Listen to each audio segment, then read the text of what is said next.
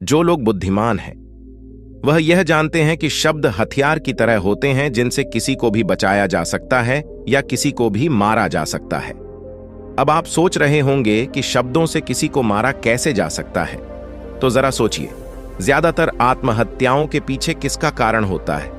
किसी के पति ने कुछ कहा, किसी के पिता ने कुछ कहा और उन लोगों ने आत्महत्या कर ली। ये आत्महत्या किसके कारण हुई? वो पीड़ित के को इतना दुखी कर गए कि उसके मन से वो दुख सहना और ज्यादा बर्दाश्त करना नामुमकिन हो गया और इसी वजह से उन्होंने आत्महत्या कर ली। ऐसे ही आपके शब्द किसी को नया जीवन प्रदान कर सकते हैं। जब कोई आदमी उदास होता है या दुखी होता है तो आपके शब्द उसमें एक नया जोश, एक नया उत्साह भर सकते हैं और एक हारा हुआ आदमी अपने जीवन में एक नई शुरुआत कर सकता है, सिर्फ शब्दों के माध्यम से, हमारी वाणी के माध्यम से। तो अब तक आप ये तो समझ ही गए होंगे कि हमारे शब्द हमारे जीवन को किस तरह निर्धारित करते हैं, शब्दों में कितनी ताकत होती है और किसी से बात करते वक्त हमें कितनी सावधानी से अपने शब्द सुनने चाहिए। आज की जो बौद्ध कहानी मैं आपको सुनाने वाला हूं, उसमें आपको सीधे सीधे तौर पर कुछ ऐसे तरीके पता चलेंगे, कुछ ऐसी परिस्थितियां पता चलेगी जहां पे आपको हमेशा चुप रहना चाहिए। कुछ परिस्थितियों में अगर आप कुछ नहीं बोलेंगे तो वही आपके लिए सबसे ज्यादा बेहतर होगा। इससे पहले कि आप इस कहानी में खो जाएं, इस चैनल को सब्सक्राइब जरूर कर लें। तो चलिए कहानी शुरू करते हैं। एक बार की बात है, एक युवा लड़का एक बार एक बौद्ध भिक्षु के पास पहुंचा। वो काफी परेशान लग रहा था और उसने बौद्ध भिक्षु से जाकर पूछा कि हे महात्मा, मैं अपने आप से परेशान हूं, अपने आप से दुखी हूं। बाहरी रूप से मुझे कोई दुख नहीं है, मैं धन धान्य संपन्न हूं, मुझे कोई शारीरिक रोग भी नहीं है, लेकिन मैं खुद से परेशान रहता हूं, अपने मन से परेशान रहता हूं। अक्सर मेरी बातों को मेरा कोई भी दोस्त गंभीरता से नहीं लेता है और ना ही मेरे परिवार के लोग मेरी किसी बात को गंभीरता से लेते हैं। मैं जो कुछ भी सलाह देता हूं, या तो वह उसे मजाक में उड़ा देते हैं या फिर उसे गंभीरता से लेते ही नहीं है। मेरी बातों को कोई गंभीरता से क्यों नहीं लेता है? क्यों मेरी बातों पर कोई अमल नहीं करता? क्यों मेरी बातों में कोई रुचि नहीं दिखाता? क्या कारण है? कृपया मुझे बताने का कष्ट करें और मेरे मन के इस दुख को दूर करें। यह सुनकर बौद्ध भिक्षु ने कहा कि आज सुबह मैं चालित ध्यान करके वापस आ रहा था। रास्ते में कुछ कौवे कांव कांव कर रहे थे और वहीं पर जब मैं चलता हुआ कुछ दूर आया तो मुझे एक मोर की मधुर आवाज सुनाई दी। यह सुनकर अचानक मेरे मन में ख्याल आया कि कौवे कितना कांव कांव करते हैं, कितना बोलते रहते हैं, लेकिन कोई भी प्राणी कौवे की आवाज को पसंद नहीं करता। मोर हमेशा सही परिस्थिति के हिसाब से बोलता है। जब भी बारिश होने वाली होती है और बादल गरजते हैं और बारिश होने की आशंका होती है, ऐसे में मोर अपनी मधुर आवाज में गाता है, जो सभी को प्रिय होता है, सभी को अच्छा लगता है। ऐसे ही अगर इंसान सही परिस्थिति के हिसाब से सही शब्द बोले, सही वाणी बोले, तो वही वाणी दूसरों के लिए संगीत हो जाती है, संगीत बन जाती है और दूसरे लोग तुम में सम्मोहित हो जाते हैं और वहीं पर तुम्हें सब लोग गंभीरता से लेने लगते हैं। और दूसरी तरफ अगर तुम यूं ही बेफिजूल ऐसे ही बोलते रहते हो, बिना किसी बात के बोले चले जाते हो, तो फिर तुम्हें कोई गंभीरता से नहीं लेता। तुम उस कौवे की भांति हो जाते हो जिसकी वाणी कोई पसंद नहीं करता और बाद में तुम्हें दुख होता है कि तुम्हें कोई गंभीरता से क्यों नहीं लेता। इसीलिए अपने शब्दों को बेहद बुद्धिमानी के साथ इस्तेमाल करना सीखो। अगर तुम नहीं सीखोगे तो समाज में तुम्हें कोई सम्मान या कोई गंभीरता से नहीं लेगा। यह सुनकर वो युवा लड़का बोला कि हे महात्मा, मैं जानता हूं कि मैं ज्यादा बोलने की बीमारी से ग्रस्त हूं, मुझे इतना नहीं बोलना चाहिए, लेकिन मैं अपने आप पे काबू नहीं रख पाता और ना ही मैं इतना बुद्धिमान हूं कि मैं अपने शब्दों को नाप तोल कर बोल सकूं। मैं तो किसी से बात करते वक्त इतना सोचता भी नहीं कि मुझे अपने शब्द किस तरह इस्तेमाल करने हैं। कृपया करके कुछ ऐसी परिस्थितियां बता दीजिए जहां पर मुझे कम बोलना है या फिर बोलना ही नहीं है, हमेशा चुप रहना है। अगर आप मेरा ऐसे मार्गदर्शन कर सकते हैं तो मेरा जीवन आसान हो जाएगा और मुझे ज्यादा दिमाग या अपनी बुद्धि लगाने की भी जरूरत नहीं पड़ेगी।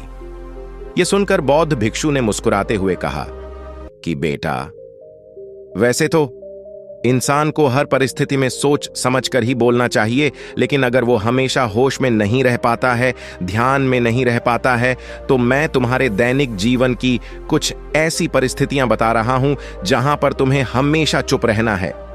अगर तुम ऐसी जगहों पर कुछ बोलोगे तो तुम्हारा अपमान ही होगा या फिर तुम्हें कोई गंभीरता से नहीं लेगा। सबसे पहली जगह है, या यूं कहे ऐसी परिस्थिति जहां पर इंसान को हमेशा चुप रहना चाहिए, वो है जब किसी ऐसे विषय के बारे में बातचीत हो रही हो जिसके बारे में आपको कोई जानकारी ही नहीं है। तो ऐसी परिस्थिति में व्यर्थ में बीच में टांग अड़ाना, अपना ज्ञान देना, व्यर्थ का ज्ञान, आपको कुछ पता नहीं है लेकिन फिर भी आप अपना ज्ञान देने के लिए उत्सुक हैं, तो ऐसी जगह पर आपका अपमान ही होगा। जरा तुम खुद सोचो, जब कोई बीमार आदमी अपनी बीमारी के बारे में चर्चा कर रहा हो और आपको उस बीमारी के बारे में कोई भी ज्ञान नहीं है, लेकिन फिर भी आप व्यर्थ में, बेकार में उसे ऐसी ऐसी औषधियां बता रहे हैं जिनका उसकी बीमारी से कोई तालमेल ही नहीं है, तो ऐसे में आप अपनी प्रतिष्ठा अपने हाथों से खो रहे होते हैं और आपको पता ही नहीं होता। ऐसी परिस्थिति में आदमी को हमेशा सुनना चाहिए। ध्यान से सुनना भी एक कला होती है। अगर आप सुनने का दिखावा करेंगे तो कहीं ना कहीं सामने वाले आदमी को यह एहसास हो जाता है कि ये मेरी बात पूरे ध्यान से नहीं सुन रहा है। इसीलिए जब आपको किसी विषय के बारे में पूरी तरह से जानकारी ना हो तो वहां पर केवल अपने कान लगाना ही ज्यादा महत्वपूर्ण होता है, ज्यादा जरूरी होता है। आप उस इंसान की बातें ध्यान से सुन सकते हैं और इसी बीच आप दोनों के बीच एक संबंध पैदा होगा और उस संबंध सच्चा होगा क्योंकि आपने उसके बात को बड़े ही ध्यान से सुना है और इस बात का पता सामने वाले को भी होता है। तो हम बिना कुछ बोले सिर्फ सुनने मात्र से किसी को अपना दोस्त है, अपना मित्र बना सकते हैं। इस बात को हमेशा ध्यान में रखना।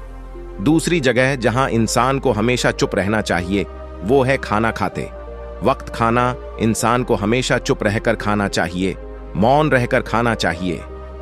महात्मा बुद्ध और उनके भिक्षु हमेशा चुप रहकर भोजन करते हैं, शांत भाव से भोजन करते हैं, परिपूर्ण होकर भोजन करते हैं, पूरी तरह से करते हैं, एक एक टुकड़े का स्वाद लेकर भोजन करते हैं। और ऐसा भोजन जब आपके शरीर में पहुंचता है तो वो आपके अंग अंग तक ऊर्जा पहुंचाता है। अक्सर हम भोजन करते वक्त कुछ ना कुछ बोलते रहते हैं, कुछ ना कुछ सुनते रहते हैं, लेकिन मौन रहकर पूरा स्वाद लेकर उस भोजन को कभी नहीं करते। हम उस भोजन को करते वक्त आधे अधूरे ही रहते हैं और इसीलिए हमारा शरीर रोगों से ग्रस्त हो जाता है। जरा तुम खुद सोचो, बौद्ध भिक्षु हमेशा भिक्षा लेकर भोजन करता है और भिक्षा भी कितनी बिल्कुल मामूली सी, और वो भी एक वक्त।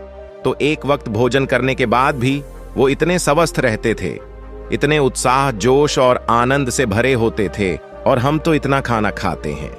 इतनी सारी भोजन की सामग्री हमारे लिए उपलब्ध होती है लेकिन हमारे शरीर में कोई ऊर्जा नहीं होती। इसका सबसे बड़ा कारण होता है कि हम अपना भोजन होश में नहीं करते हैं, परिपूर्ण होकर नहीं करते हैं, मौन रहकर नहीं करते हैं। इसीलिए अपना भोजन हमेशा मौन रहकर ही करो। तीसरी जगह जहां पर अगर आपने चुप रहना सीख लिया तो इसका मतलब यह है कि आपने अपने ऊपर विजय हासिल कर ली। जी हां, गुस्से में शांत रहना या चुप रहना इतना आसान नहीं होता है।